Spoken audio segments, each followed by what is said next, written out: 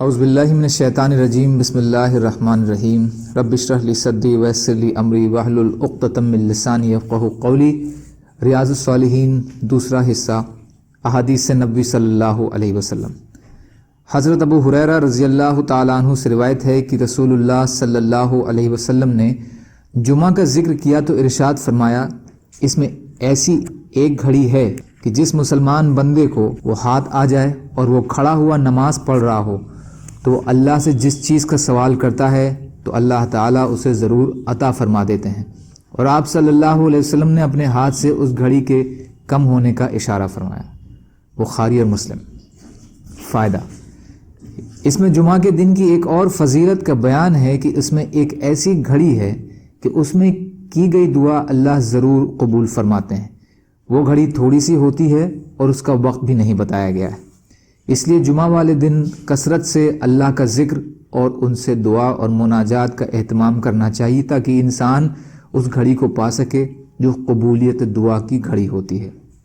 حضرت ابو بردہ بن ابی موسیٰ اشعری رضی اللہ تعالیٰ عنہ سے روایت ہے کہ حضرت عبداللہ بن عمر رضی اللہ تعالیٰ عنہ نے فرمایا، کیا تمہارے باپ نے رسول اللہ صلی اللہ علیہ وسلم سے جمعہ کی گھڑی کے وقت کی بابت بیان کرتے ہوئے سنا ہے؟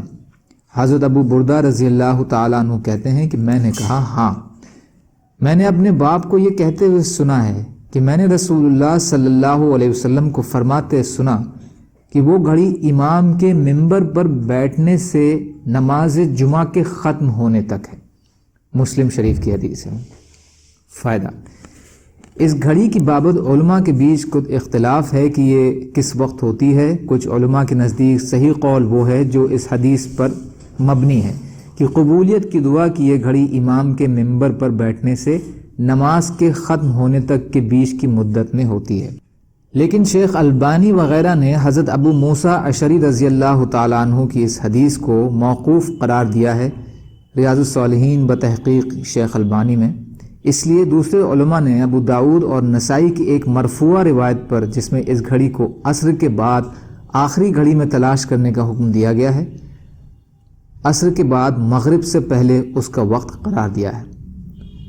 حضرت اوس رضی اللہ تعالیٰ عنہ سے روایت ہے کہ رسول اللہ صلی اللہ علیہ وسلم نے فرمایا، تمہارے دنوں میں سب سے زیادہ فضیلت والا دن جمعے کا دن ہے، تو تم اس دن مجھ پر کثرت سے درود بھیجا کرو، اس لیے کہ تمہارا درود مجھ پر پیش کیا جاتا ہے۔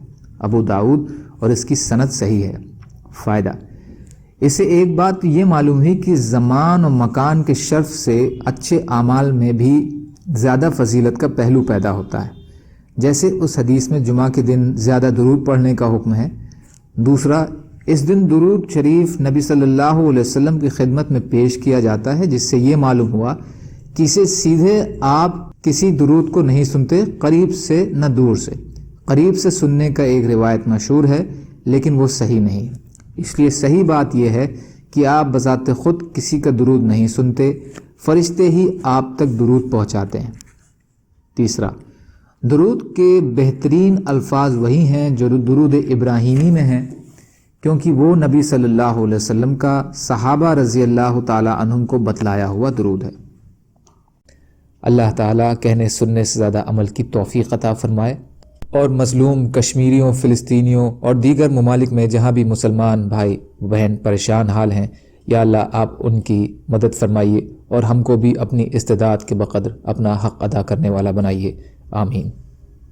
سبحان اللہ و بحمدہ، سبحانک اللہم بحمدک، اشہد ان لا الہ الا انت، استغفرک و اتوب الیک۔ سبحان ربک رب العزت عما یصفون، وسلام علی المرسلین، والحمد للہ رب العالمین، برحمتک یا ارحم الراحمین۔ لا الہ الا اللہ، محمد رسول اللہ۔